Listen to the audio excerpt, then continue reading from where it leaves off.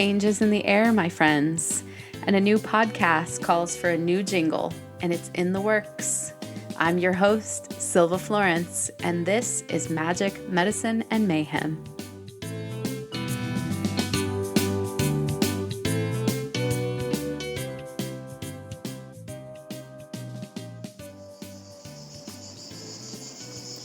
Hello, my friends. Are you ready to take a walk with me? It's a beautiful day today. It is starting to be finally full-on summer. And I'm starting to do these episodes because I want to keep track of how nature is changing, and I want to take you along with me. So each month there'll be one of these episodes where I take you on a walk with me, often around where I live in Tuscany, just outside of Florence. And whatever happens, happens. So a lot of these episodes that I do, I set up an interview, I interview someone, I edit, or I research a particular animal or plant or tree, and I connect it with our everyday modern lives. I'm working on also telling you all my moving stories, because I've moved 34 times if I did my math correctly, and I'll be telling you more about that soon and why those are important to me and the lessons that I learned from each one that are important and applicable to you.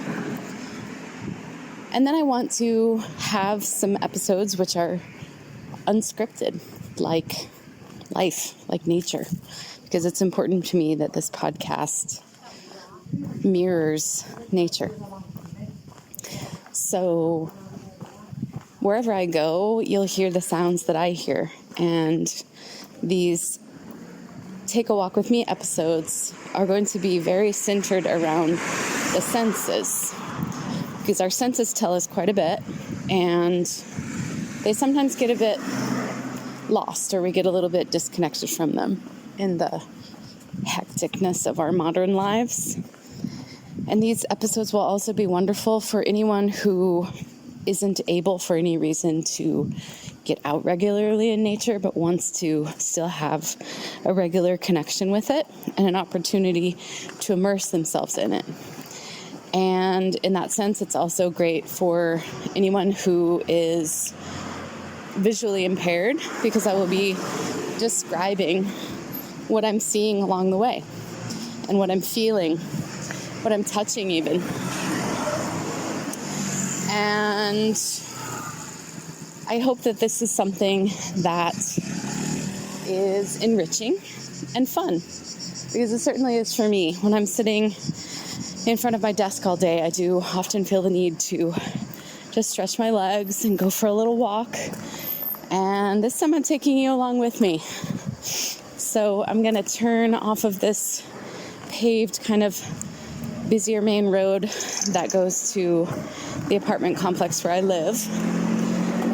Right now I'm turning left and I'm heading up on this gravel road that leads to this really lovely little, what is it? I guess it's a farmhouse that's now converted into a place where you can taste wine, and they grow their own olive trees, and it's lovely. It's like this burnt umber and red striped building, very tall.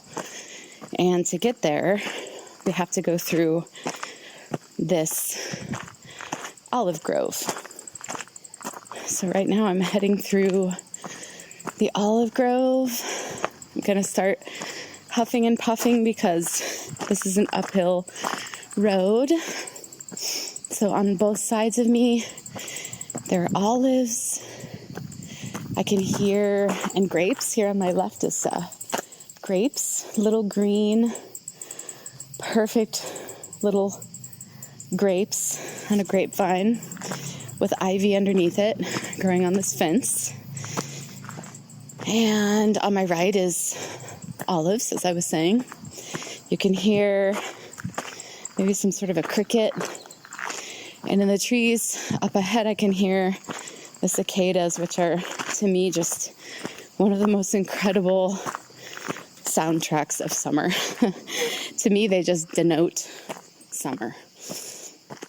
And other than that, the air today feels warmer. We've had a very slow arrival of summer this year in Italy, at least in this part of Italy where I am. I'm not complaining because it's been very, very pleasant. You definitely sweat a lot during the day, but at night the air still gets very cool. You want the sheet still. Maybe even you think about a light blanket, but by then it's dawn and it's getting hot again. So now I've turned the corner and I'm heading up towards the farm. I have a chance to, because there's a retaining wall on my left. So the ground is raised, and it's kind of brought my attention to the fact that the grass, which maybe a month or two ago was very green, is now starting to cure and become this like yellow golden color. You can hear it. I have it in my hand, and it's becoming brittle and kind of easy to break. It's starting to cure because it's really summer now. Right now I can feel the sun on my back because the sun is basically aligned with this road that I'm walking on right now. I can feel the sun on my back, like somebody's putting on a blanket, a warm blanket on my shoulders. It feels so good. I often joke that I used to be maybe a snake or a lizard in my past life because I love the sensation of just being enveloped by warmth. So here before the farmhouse, there's a little bosco, a little miniature forest, and there's tons of cicadas here.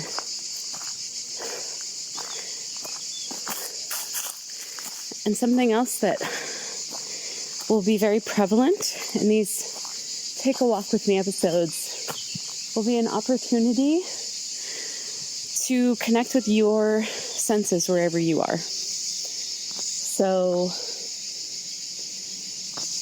I would ask, if you are not driving or biking or something where you need to see, if you would just close your eyes and you would just imagine being where I am. So I'm standing under a big oak tree, and oaks have this knobby bark with very, like a pattern of very small knobby pieces of bark. And the trunk and the trunk and the branches don't go exactly straight up and down. They fan out and they curve. They're beautiful. And this one has a very thick canopy. So just a little bit of sun is filtering through the leaves. So here it feels cooler. There's just a slight breeze that I can feel on my arms and my legs, on my face. There are mosquitoes, but I would tell you to maybe imagine your forest without them because they're very annoying. And it's just a very pleasant place to be, though. The air, even though we're just above town, seems a bit more fresh in this little grove.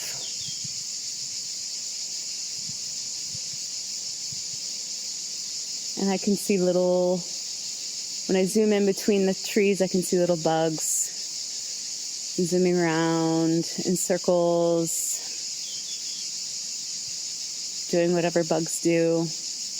Various sizes, various velocities. I can see a butterfly now that's orange with black spots on its wings. landing on this little yellow flower in front of me. So when you just imagine that you are here, I'm just going to give you the chance to just tune in to the forest, this little patch of woods, and to tune into the peace and the rejuvenation that it offers you.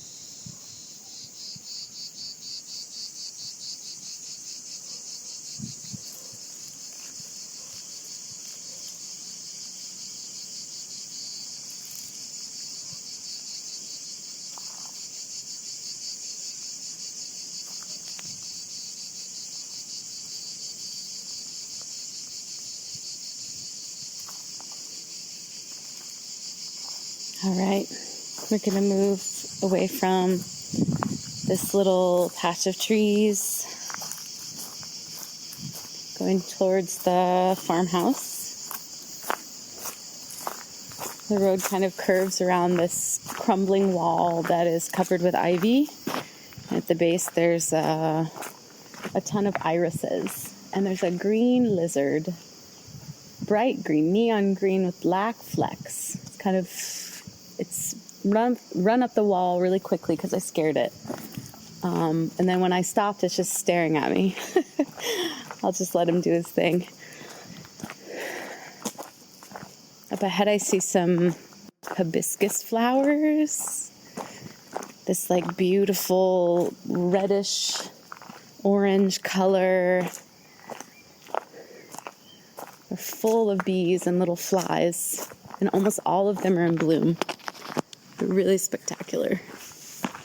Look really beautiful against the bright blue sky today. And we're going to continue heading up. So up past the gate of this wall, which is rusted, ornate, kind of covered in tree branches and a little bit of ivy. Still in the shade here. It's very comfortable, actually. Right now I'm in front of this farmhouse. There's also some flowers that are blooming here as well, with a bright like fuchsia and light pink moving gently in the breeze. To my right now there's vineyards and a little neighborhood, and beyond that there's the taller mountains in this area. Beautiful. They're covered half in shade and half in sun. And now to my left there's a long row of cypress trees, which are very typical of Tuscany. And if you do not know what they are tall, straight pine trees with dark green fronds, and they form naturally kind of a round triangle shape, so a bit broader on the bottom and a bit less broad on the top. And they are like the quintessential trees of Tuscany that a lot of villas will have on either side of a long driveway. So now I'm walking across some white stones that they've put down for the tractors to help them get into this olive grove when the dirt road that I'm on is very muddy, because it's kind of steep as well.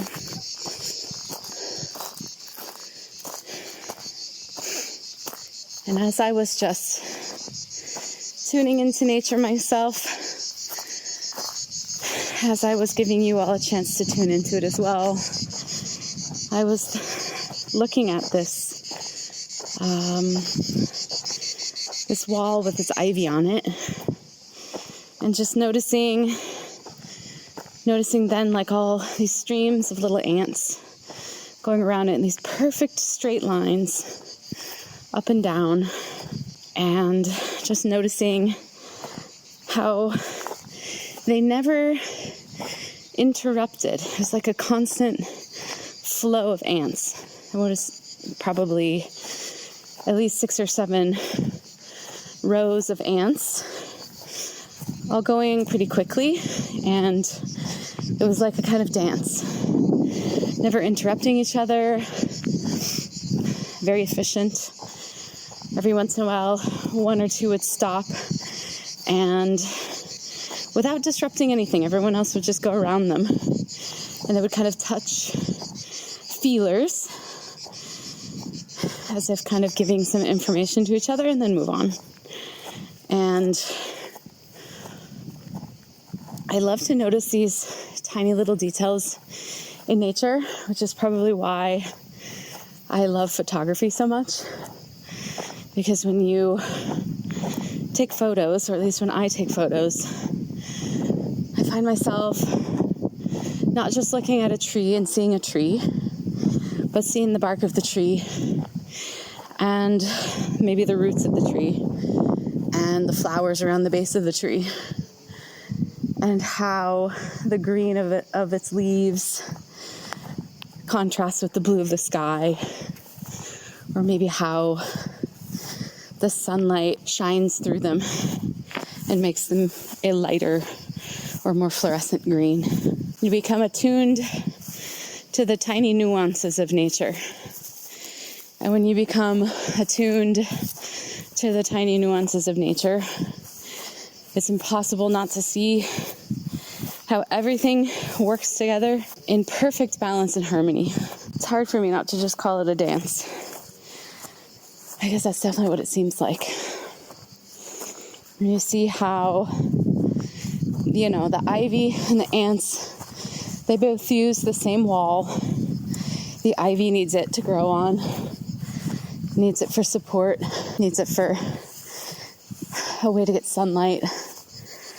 And the ants need it for kind of like a road, an ant road. But there's enough for everyone. And no one goes without.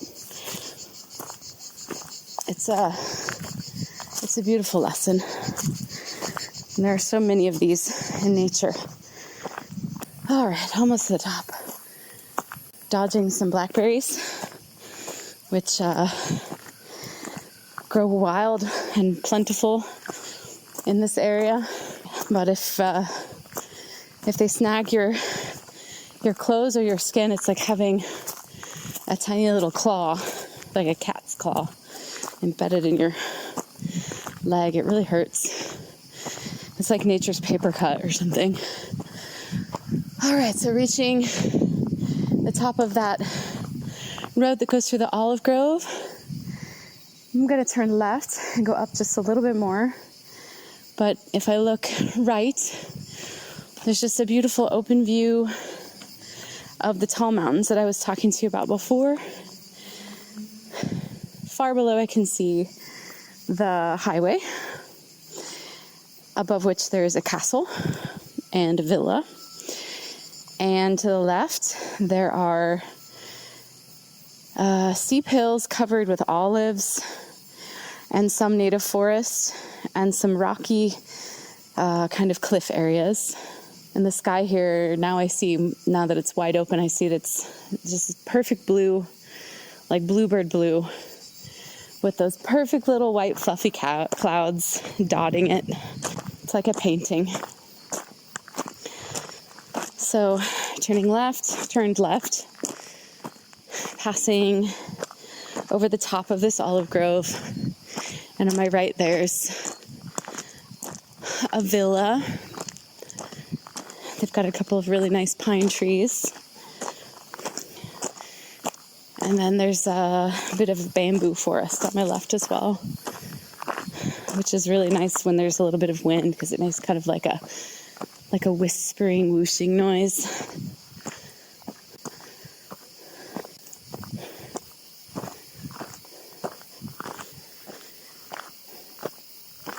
It's interesting when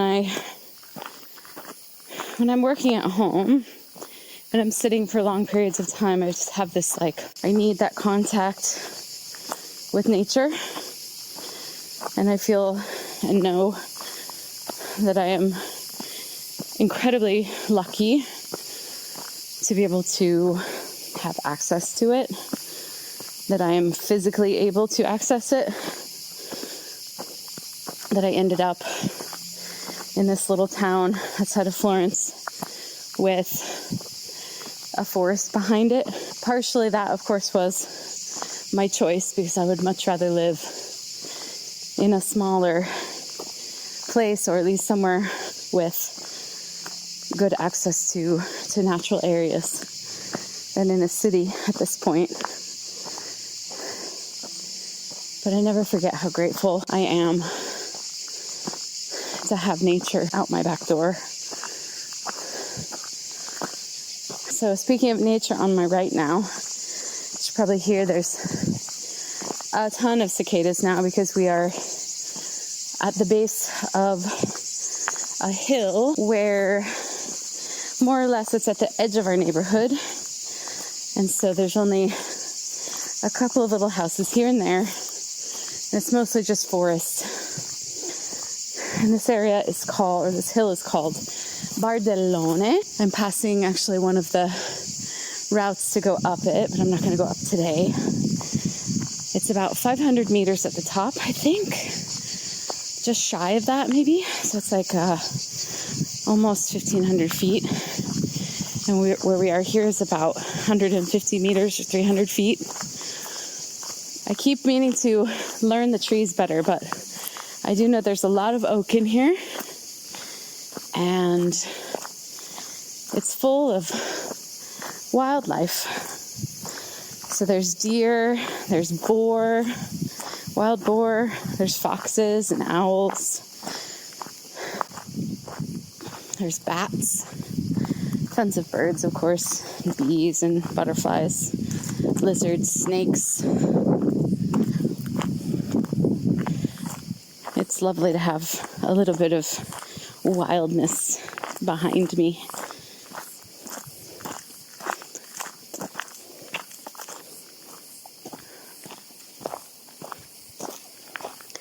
So, I'm going to continue my walk.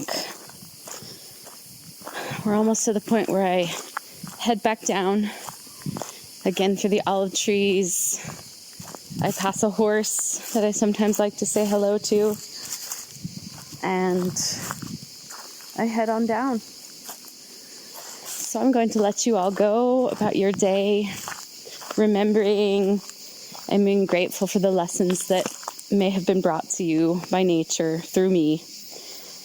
And I hope that you'll join me next time to see what nature's up to in Tuscany, in the beautiful hills of Tuscany. Stay wild.